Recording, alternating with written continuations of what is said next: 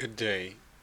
This is Saturday, September 13th, 2025. My name is Vincent Saxtetter, and this is the sixth episode of After the Age of Fire. This episode's title is Replacement, Not Coexistence.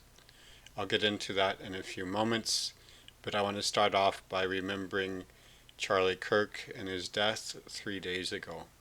I just want to say a few words about that, and um, first of all, I didn't know much about him beforehand, before his death. But since then, I've been listening to a lot and reading something about him. Um, he was a good man, and his murder was an evil deed, and um, some of the it's been really beautiful to see how people love him. Um, lots of people really love him, and they love his desire for freedom and for free speech and free debate. So he really valued and made a priority on talking with anyone and everyone in a genteel and polite and thoughtful manner. And he really thought that was very important to our future. And I appreciate his faith too. Um, And one thing that really got my attention was that only a few days before his death, Charlie visited Asia. He visited Korea and I think maybe also Japan. Um, and as you know, I live in Asia, and it's a wonderful thing to see an American citizen who decides that Asia is important. I think many don't pay much attention to Asia except for the awareness of a threat from China. Um, but this man obviously had more thoughts about Asia and about the world than that. Um, and then this is an appropriate moment to mention that my podcast is meant to be a political one. I mean, to get into politics, or to say something about politics sooner or later. But first, I have to build a foundation for it, and that's what I'll be doing for quite a few episodes, is building a foundation to explain um, uh, how to think about certain uh, aspects of world events. Um, I, I'm reminded of, I think it was one of the Roosevelts said, "Speak softly and carry a big stick," and I'd much rather have a lot to back me up, a big stick to hit with before I start hitting at big things. Um, so just be patient. I'll get around to it sooner or later, and sooner or later there'll be a lot of politics here. Um, for now, I think the thing to do is I just have to keep my head down and do my work, which is explaining the foundation. Um, so when I do get to politics, you'll find that I'll be saying quite a few things that Charlie Kirk did. Um, you'll find that if you had to put me on a spectrum between left and right, you'll find that I would fall more to the right. Okay. On the other hand, you'd find that I don't fit neatly on either side. Um, and very deliberately, there are things that I think neither side or any party fully grasp. And I think in particular, I think no party fully understands what the transition that we're in, and why things are happening the way they are the last few hundred years, and in particular at this moment. And I'm trying to make that more explicit, more clear, so that people can have a better handle on what's going on day to day and year to year in their own lives, in the lives of their nations. Um, so that's what I'm trying to get at, and so I'm going to go trying to go beyond and more broadly and more deeply than much of the commentary uh, does today. I think it's all very much of it is very valuable. I'm just bringing a different perspective, and I hope one that widens people's vision. Okay, and one last thing about Charlie Kirk is I love the courage that Charlie Kirk had about the truth and about his Christian faith, his faith in Jesus. I also am a Christian, specifically a Catholic, and I hope that I would prove to have the same courage that he did. Um, Really, somebody to be admired and followed in the way that he went voluntarily um, into dangerous situations and eventually was killed. Um, so that's it for Charlie Kirk and for politics for the moment. Um, Now let's get on to the subject material of this episode, which is replacement, not coexistence, and it's specifically trying to say something about what our exponential growth is like. As you know from the previous episodes, um, we are engaged in now 250 years of multiplying our consumption of pretty much every resource, multiplying our consumption by 2 every 22 years or so, some a little faster, some a little slower. By now, it's close to a factor of 1,000 more than it was around 1870 or so, 1770 or so, 250 years ago. Um, and um, and it seems like we're continuing that multiplication. Um, and as you know, also no exponential growth, no multiplication like this over and over again lasts forever. Um, so this one has to finish sometime, and much of the material of the first portion of this podcast will be about where we are in that, how much longer that can continue. But the particular piece of the podcast, of the content that is explicitly about our multiplications, about exponential growth, is coming to an end in this episode.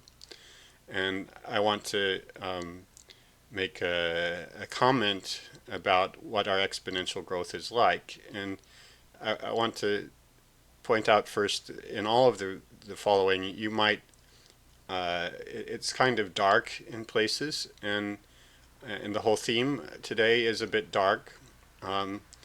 And you might read this the wrong way. Some people, in fact, think that that humanity is a blight, a parasite, a disease, and it would be better for the planet and for all concerned if we just didn't exist anymore, or if we had just stop consuming or whatever. Maybe if there were much fewer of us or whatever. People who really think that having children is a crime and so on. I'm not one of those people. I make a comment about our behavior. Our behavior is one of multiplying our consumption much faster than our population, so that we've multiplied our population by 8 in 200 years and our consumption by 800 in those same 200 years. And I'm not saying that the solution is for us to not exist anymore. I'm just saying that there's something odd and inappropriate, at least about continuing this multiplication any longer, or much longer. I don't know. You can debate how much is enough, but I'm making a comment specifically about our resource consumption and the way that we're multiplying it. I'm not making a comment about the human race. I love humans. I love that we're here, and I love every single one of us, and I'm delighted to have a planet with 8 billion people. I wouldn't mind another billion or whatever. You know, it's a big family in my mind. But let's get to it.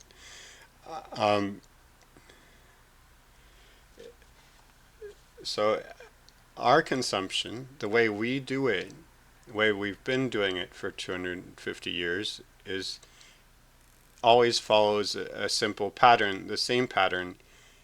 It involves consuming something, which more or less means destroying it. Okay, um, we take and we don't give back. We give back rubbish, and once we're done with something, we can't stand it. We try to make it go away, and so let me give some one or two examples just off the top of my head. Uh, you know,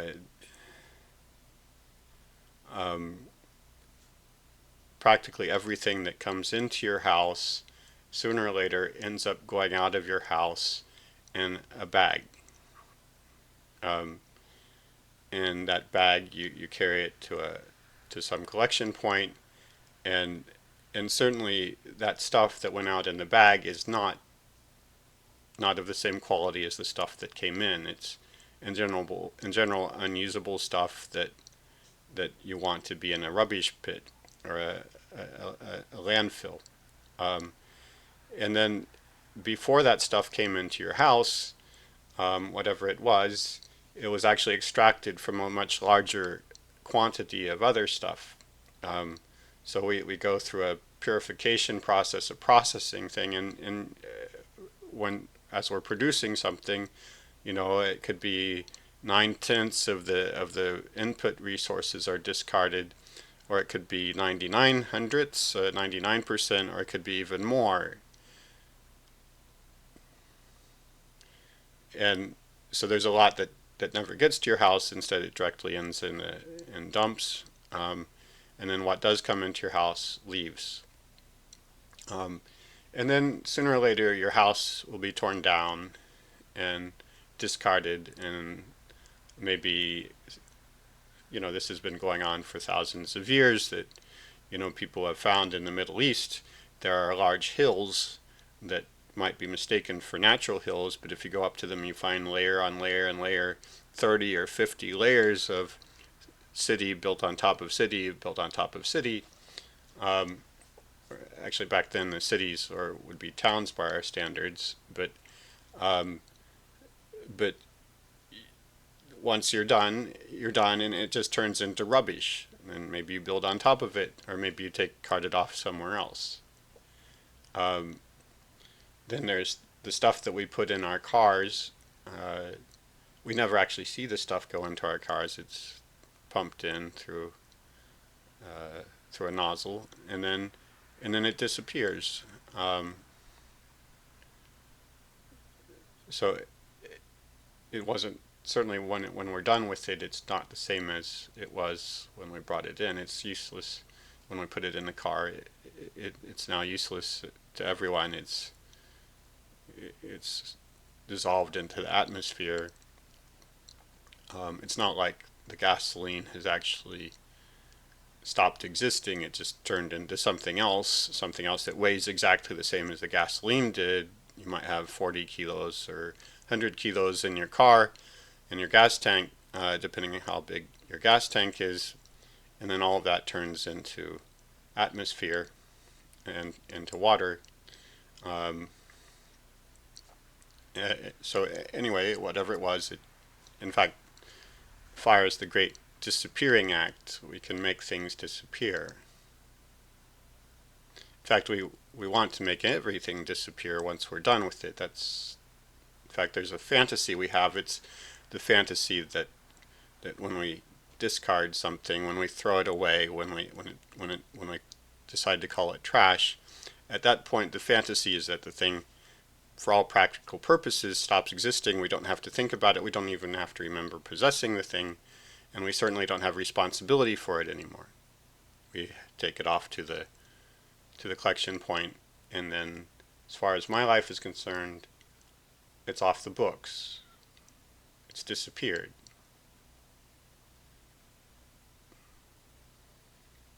Sometimes I don't even need to put it in a bag. I can just drop it.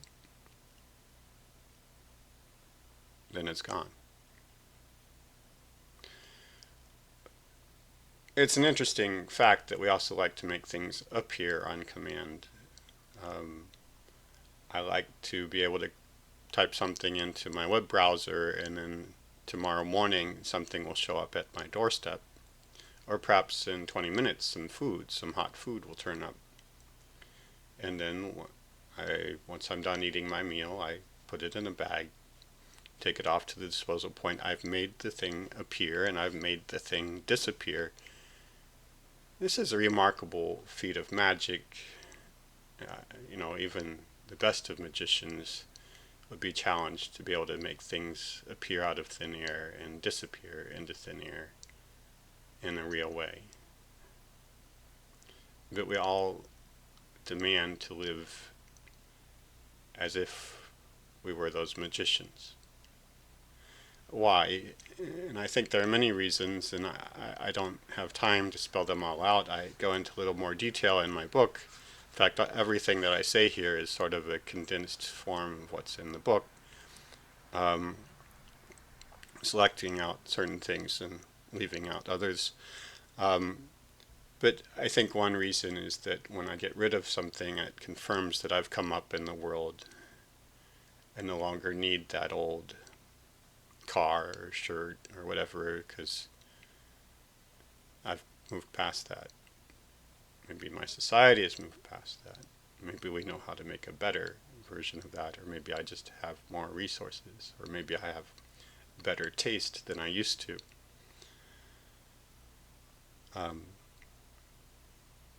Sometimes it seems like it's even more than that. I throw things away just, there are these disposables, the paper plates, single-use coffee cups, and so on. It seems like we're going out of our way to throw things away. Why? It's not just because it's convenient, because it feeds our soul in some way. I'm not saying that it feeds the human soul in a way that humans will always require this sort of thing. I'm just saying something about our current way of living demands this. I don't think we could endure living with and taking responsibility for all the things that we've used and gotten tired of. For instance, I'm an American citizen. I'm not one of the poorer ones, and relatively privileged. And so I figure if you look at how much steel and iron I'll use during my lifetime, not just stuff that I use directly, but all that gets used, my share of the public works, of the different things that are constructed around me to serve me. If I look at my share of the U.S. production and use of steel and iron, and then you look at not just that, but you look at when you're producing steel and iron, let's leave aside what you burn to do that. Just look at the iron ore, then first you extract the iron ore, the iron from its matrix, and you get tailings, many tons of a lot of tailings, and then you melt it, and when you melt it, then you drain off the stuff that wasn't iron, and that's called slag. It looks sort of glassy, and like lumps of black glass of irregular shapes, sharp edges, easily broken. And if you look at the amount of tailings and slag that is my share as an American citizen, it's probably around 400 tons. Okay, that's just for steel and iron. Then there's all the other things that I have consumed and will consume over my lifetime, and I don't think anybody could bear to take responsibility for all of that. Say build a hill next to your house full of all of the, say, whatever was required to build your house or the next house after you get rid of this one. All the things you consume, we can't stand that. So what we really need to do, we consume and get rid of so much. What we really need to do is deep six it, make it disappear. And so it's not just for our personal satisfaction or to make us feel like we've moved up in the world. It's because we couldn't stand to live with it all if we had to keep on remembering it all. In this respect, fire is perfect. In particular, burning gasoline is perfect because you don't see anything go into the tank and you don't see anything come out of the tank except for maybe a little bit of vapor on a cold day. And even wood fires, you put in, well, there you have to see the wood go in maybe, but what comes out is apparently just a little bit of ash. Okay, you never mind that basically the whole weight of the wood has turned into something either partly water or partly atmosphere, partly carbon dioxide. Uh, and in another way, electricity is also perfect. You don't see where the electricity comes from. You don't see where it goes. You don't see it at all. You just have these wires running through your home. Don't have to think about something's coming, what's being burned, what's in general, as you know from previous episodes, almost all of our electricity still comes from burning things. So we don't have to think about what was consumed, the mountains that were demolished or whatever. And we don't really have to think about where that all goes afterwards. Unless we're reminded a little bit about green energy. So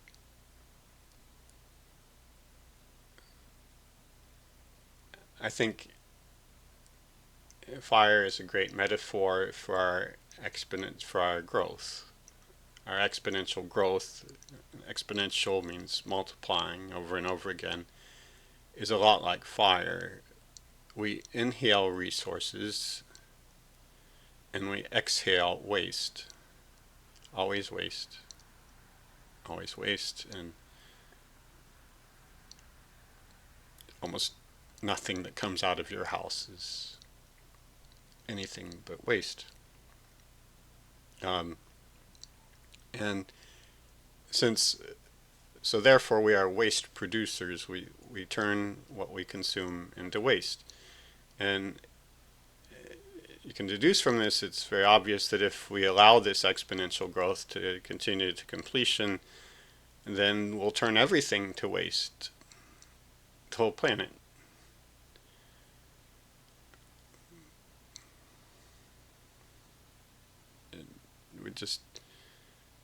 That's the way it works. That's the way our current way of living works. We turn things to waste, and then it's done. It goes in a landfill, or in a rubbish heap, or into the atmosphere.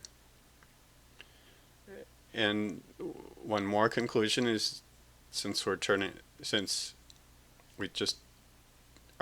way of doing things involves turning things into waste, we can't coexist with anything or anyone. Okay. Instead, we vacuum it up and spit it out. We replace, we don't coexist.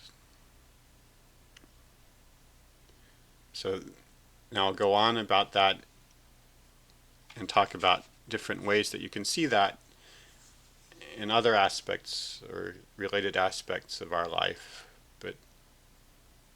But that's the main point, is our exponential growth is about replacement, not about living alongside anything.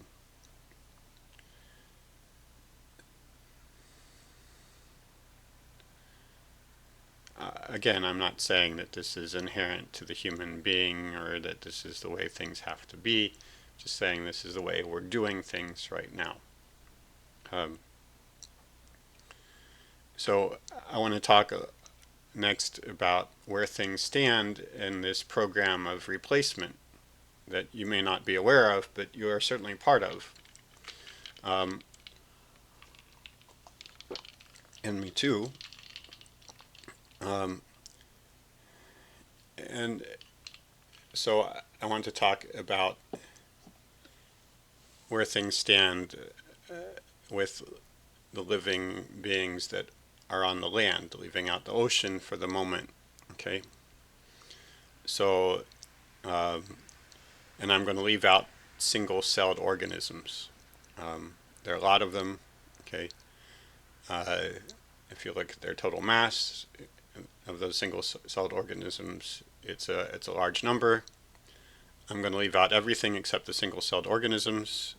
Uh, I'm going to leave out the single-celled organisms, and I'm going to talk about everything else that's living on the world's land, and how much of that is us and how much of it is others stuff. Okay, so right now we stand at, and I'm going to count in terms of the amount of carbon that's in these organisms' bodies, our bodies, other organisms' bodies.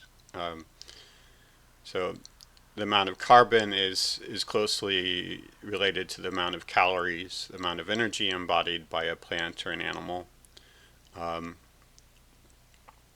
uh, it's a good way of counting how much there is, um, considering how many different kinds of species you're trying to consider. Um, this is one particularly effective way of describing the situation. So if you look at the total amount of carbon in the land, in the organisms that live on the land and that are not single-celled, then there's about 580 million tons of carbon in these organisms, and out of those, 60 million is us humans and 100 million is our livestock. So 160 out of 500 million tons of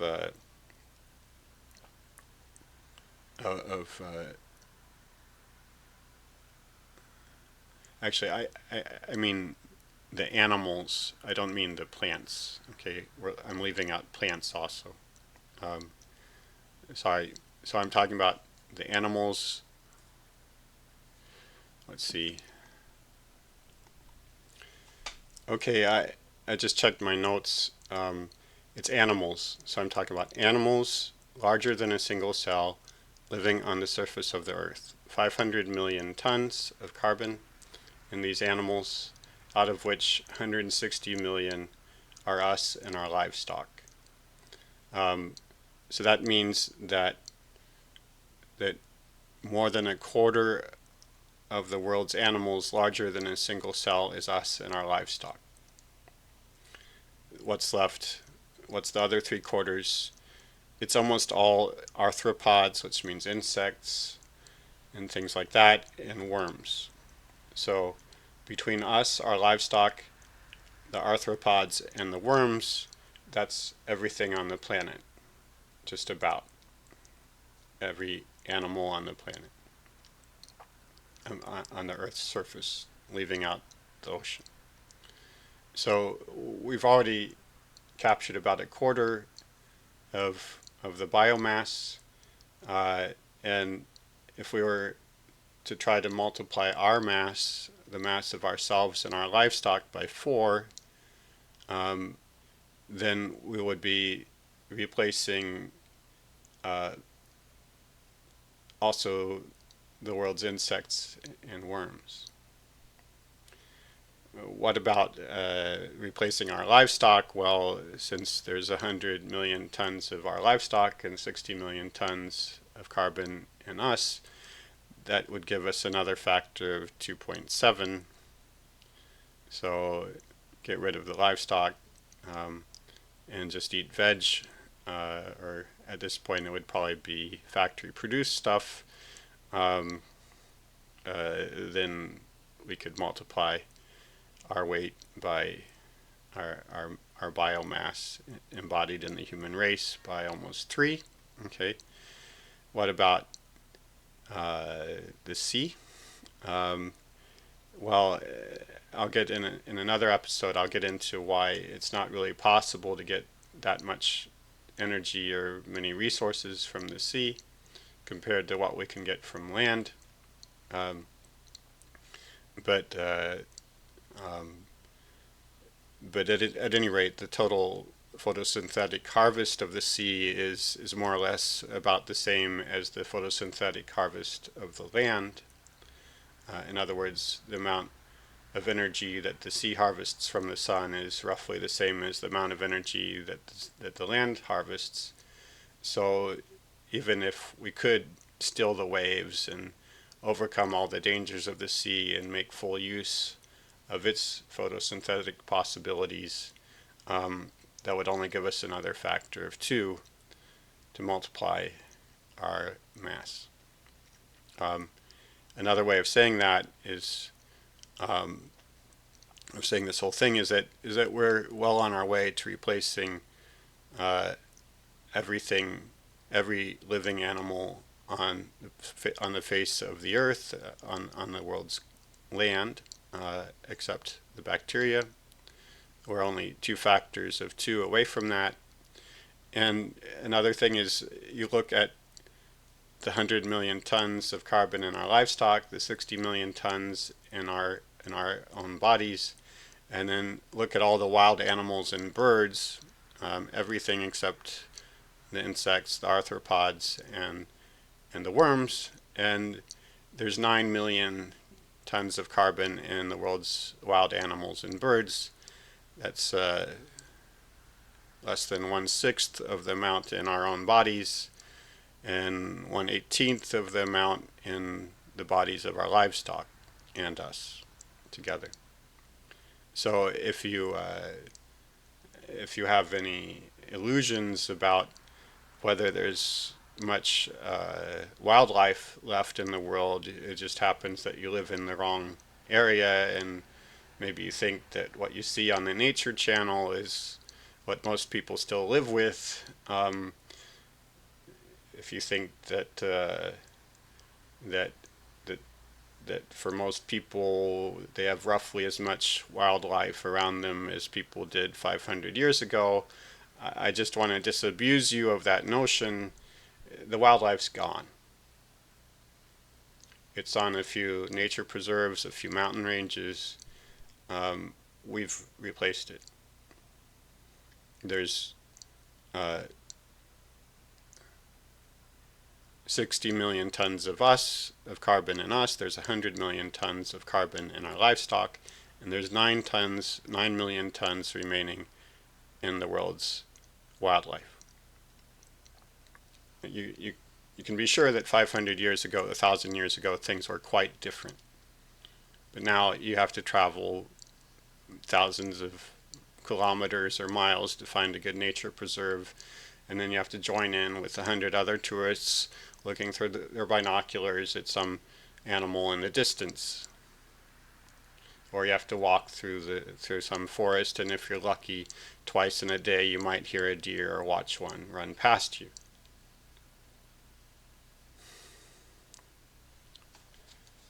It's gone. Just gone. And we're on our way to making the insects disappear, um, and there's roughly half as much plant material on the surface of the earth, of the world's land as there was, because the reason is simple. It's because we plant these things and then kill them after 4 months when you harvest them, so they don't have a chance to collect plant material from year to year, and their roots don't grow, so there's just less of the plant because we're constantly harvesting them. Let's talk about, so let's go on, that's where things stand right now. Let's talk about when this replacement started, and you can trace our replacement back at least 50,000 years ago. There's something called the Quaternary extinction event, which means that basically as the human race began to spread out of Africa, the large species in the lands that we spread to quickly disappeared after we arrived. Not all of them, but most of them. So hundreds of large species, anything from 20 kilos body weight on up, was under threat, and um, and by now the the large species that we still can find in our zoos, they're like half of the amount of large species that there were 50,000 years ago. Um, so we've replaced many species. Anything that was large enough to draw our attention uh, was under serious threat, and many of them are just gone. Um, then let's move on to what's going on among hominids. You know, there were other races. I don't know what people call them, species, but certainly other, whether you would call them people or not, I would call them people, but um, people walking around on two legs and with two arms and using their thumbs and so on. 50,000 years ago, one of the names that we use for them is Neanderthals. Okay, and for some time we lived alongside them, but by now they're gone. Some of their genes have mixed into ours, but it's clear that our genetic identity survived and theirs did not. We replaced them. Human prehistory and history is full of replacements, kingdoms and races and migrations and wars, ethnic cleansing, and almost certainly genocides, going back as long as you can remember and as long as there's any record, and I'm sure long before there's any record. I don't think there's any group of people, any race, that doesn't have blood on their hands in a big way. If you look back far enough, and if you had the history, we don't have all of the history, so we don't have all the data, and we don't know. Okay, but as far as we can tell, every country has been conquered. The people living in there conquered it.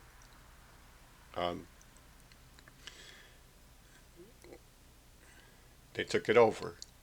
So small groups grow bigger and bigger, and they take things over. One of the biggest success stories, and I'm not going to, I don't know anything about the history of how this happened or conquest or bloodshed or anything, but one of the biggest stories is that there was a group of people living on the Yellow River in what's now called China a few thousand years ago, and those people, who are called the Han, there's now 1.4 billion of them, and they're spread over all of China, and there's some of them elsewhere, but basically China belongs to them now, and there are some indigenous tribes left there, but basically the Han from one particular place took over. They replaced. They didn't coexist. There's Korea too, and from what I understand, the history is kind of murky. But people, I understand that people speculate that the Korean race originally came from somewhere north, like Mongolia. Whatever the case, by now there's only one race in Korea, and they're very much genetically alike. There's no indigenous people left. There's no memory of indigenous people. Nothing at all. No memory at all of them. They're so long gone that there's just no record. And these people evidently replaced whoever was there beforehand, they're just gone.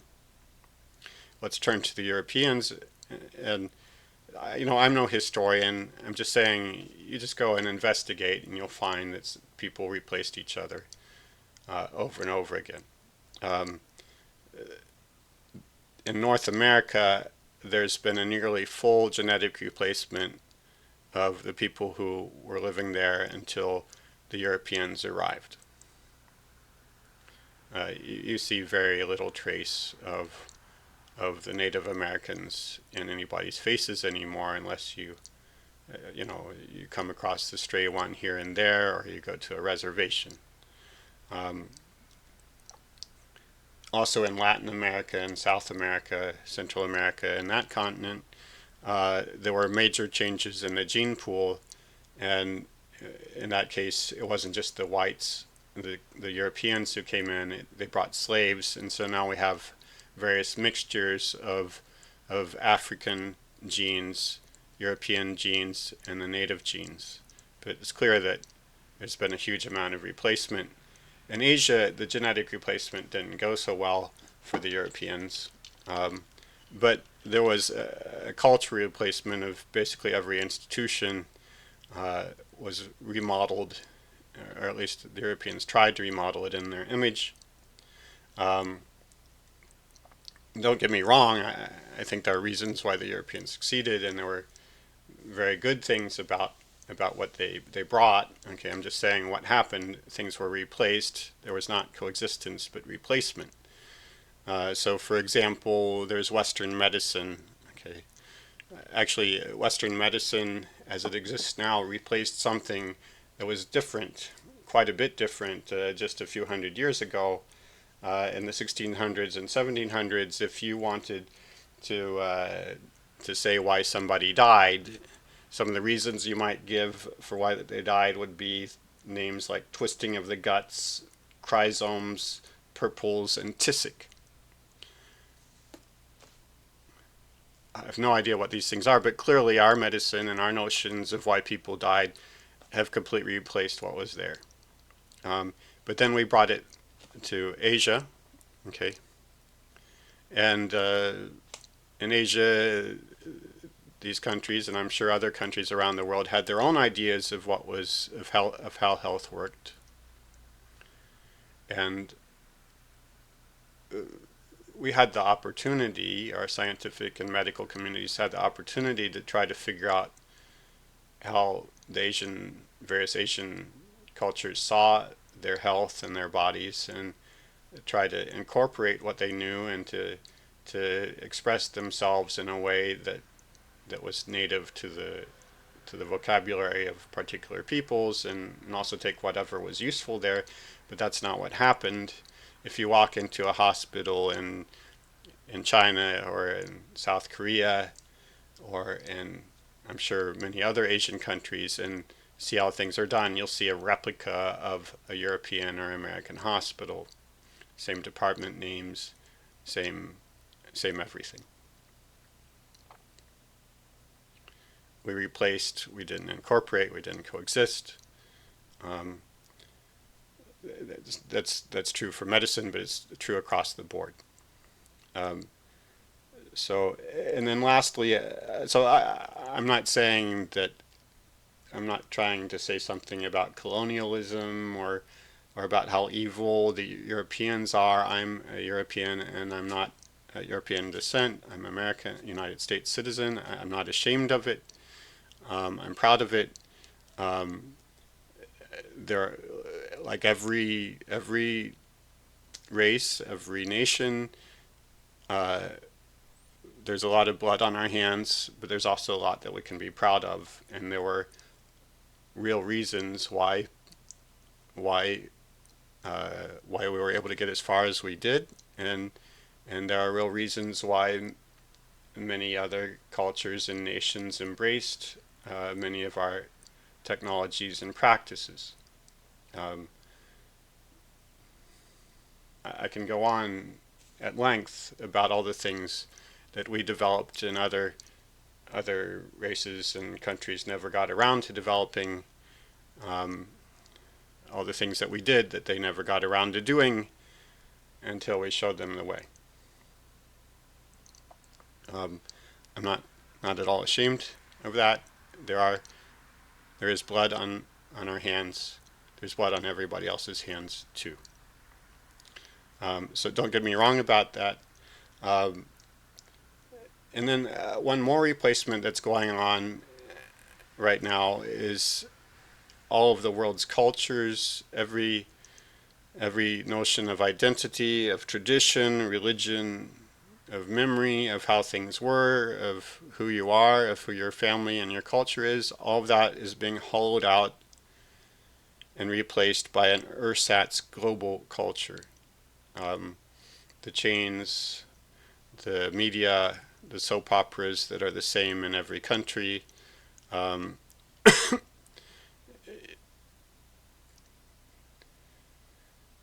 same same soap opera, different language, different clothes, maybe. Um, all of this is being, all of our identity, everything that a father could pass on to his children, everything that a church could be proud of, all of it is being hollowed out and mocked by co-option, by brands who borrow some of the trappings of a particular cultural identity, and or to make themselves more interesting, or trivialized, or out and out just mocked and ridiculed. Languages are disappearing. Parents have nothing to say that their children are willing to pay attention to, and so on. So I've just gone on at some length about several different ways that as the human race is doing things and has done things for some time, we tend to replace, not coexist. And it's clear, it's broad enough, it's happened enough times, in enough settings, enough different ways, that this isn't an accident, really. It's something built into something about our soul, individual people's souls, and the way that our communities are structured. Okay, um, something that we aren't content to live with. Anything, we want to consume it. Or in practice, we do consume it. Whether we originally had that plan or not, the result is the same.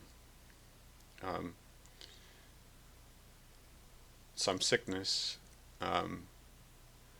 If you're a Christian, this could be put under original sin or something like that. Whatever you are, you have to admit that this is happening. It's replacement, not coexistence. Okay. And since replacement and exponential growth will go on, if you take it to completion, it'll turn everything into waste.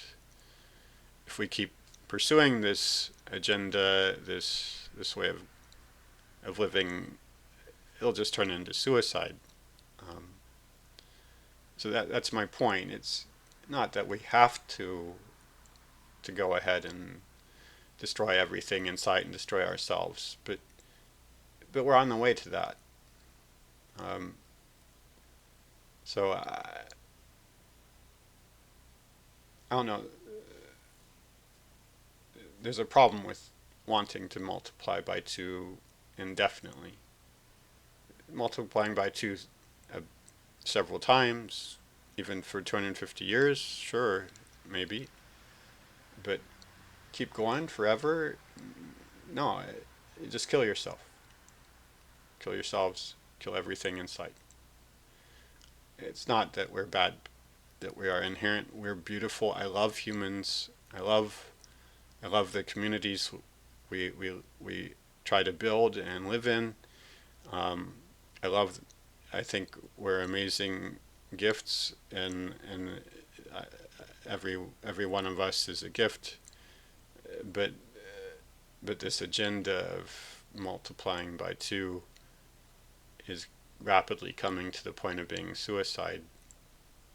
And in particular, if you look at what we've done, replaced essentially all of the world's wildlife on the land, and next to insects.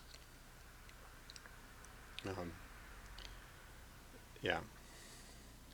So this is dark material, but this is, I think when you talk about exponential growth, you can't just talk about it focusing on multiplication. You have to talk about what happens around you. The fact is that you're taking a resource from around you and you're turning it into waste. Growth is that. our growth is that process done year after year, decade after decade, and of course it will come to its end. But let's not let it, I hope we won't let it take us into suicide. Um, anyway, the next material won't be so dark. The next episode I'll be talking about how we spend our energy, what does it go to, the food that we eat, and the different ways that we use energy. How many calories does it take to run a hairdryer, or to heat up your shower, water, or to drive your car, things like that. Um, so anyway, but I thought to really talk about exponential growth, about our multiplication, we have to talk about the fact that we're replacing things. The way we're doing exponential growth means replacing, not coexisting. So thank you for your attention. I'm glad you're watching, and I hope you keep coming back. Yeah, keep coming back. Thanks.